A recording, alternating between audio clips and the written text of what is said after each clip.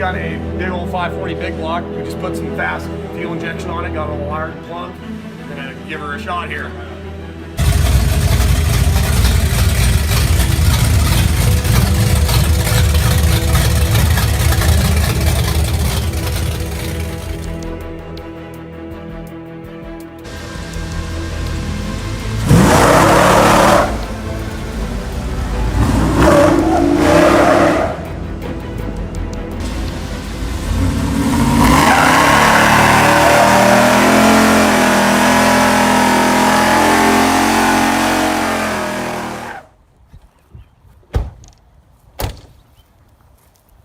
This is Evan right here, and this is his Tahoe we just got done building. What year is this thing, Evan? 97. 97 Tahoe.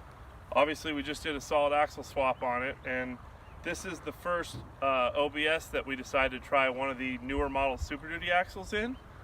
And we convinced Evan it was a good idea, and he said, what the hell, go for it. It's a great idea. Yeah, it's a great idea. So, as you look down here, this is a 05 and up Ford Super Duty front axle. And Evan called us and said, hey Trevor, what do you think? I like to party. He says he likes to party. And what kind of axles do you want to put in there, Evan? What the strongest ones they make, Trevor? Yeah, so we ended up putting RCVs in there, reed knuckles. This is 2-inch quarter wall, heavy duty tie rod, PSC hydro assist.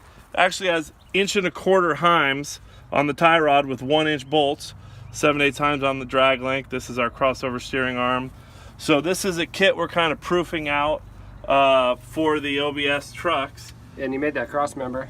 Built it's got the first 3-piece cross member in there. We'll kind of walk around and see that. So right now it's running 12-inch Fox coilovers, 2.5-inch remote reservoir, air bumps, our radius arm kit, and it's basically ready to party. What do we have in here? Is it 513 gears? Yeah. 513 gears? No, 48, sorry. Or 48 gears. We went with E-locker in the front, and we'll walk around here and kind of show you some of the stuff.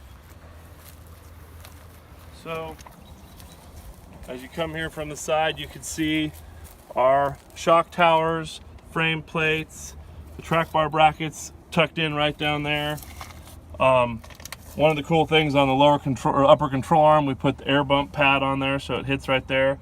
You can see 1410 front CV driveline. As you crawl underneath here, you can take a peek at the cross member. So the cross member is all 1/4-inch material. It comes in 3 pieces, so the center drops out to do transmission swaps, stuff like that. It's all bolt in. We did have to modify it a little bit to fit the Atlas transfer case. It has the Atlas in this behind a full manual valve body turbo 400. What gear ratio Atlas do you have? 4-to-1. It's a 4.3 Atlas. And then if you take a look at the back, you can see it has the rear Sterling 11 or 10.5 that came out of the same Super Duty truck. And it has 2-inch D release springs with a WFO shackle reversal. And you can see the torque arm hiding there on the other side of the driveline. You run around to the back here and peek up, you can see the shackle reversal or the shackle flip. So that's our WFO shackle flip. So with the 2-inch Devers and the shackle flip gaining about 5 inches of lift, it's about 7 inches on this rig. You can see one of the 3-inch exhausts coming out. Peek in here, you can see where the torque arm mounts to the axle. So we have it half on the axle tube and half on the housing so that we can keep it from spinning the tube out of the housing. Then if you look up underneath there, you can kind of see the whole torque arm work your way up and down there. 2-inch quarter wall material on the lower, 1.5 quarter on the upper, big 1.25 heim. We gusseted the factory cross member to hold the upper shackle for the torque arm. This thing's sitting on, what tires are these, Evan? 42-inch TSL SX2s. On Battleborn beadlocks. Battleborn 17-inch beadlocks. Pretty much got to put swampers on a rig like this. Hey Evan, once you pop the hood, let's show them what's underneath the hood of this bad boy. And you're gonna have to talk about this thing because I don't know anything about it. There she is. This is a GM 502 block. Has a SCAT 540 forged rotating assembly, long rod, with Brodix, big Brody heads, full roller, everything. And then it has fast fuel injection, right? Yeah, fast 2.0 fuel injection, CVF, full rotating belt assembly, everything. It Shucks headers party. are from who knows.